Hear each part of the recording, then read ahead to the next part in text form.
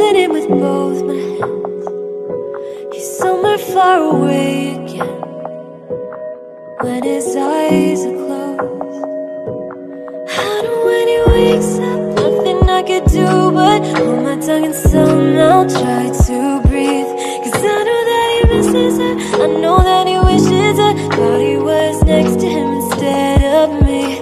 Why'd I hear him talking in his sleep? Why'd I hear him talking?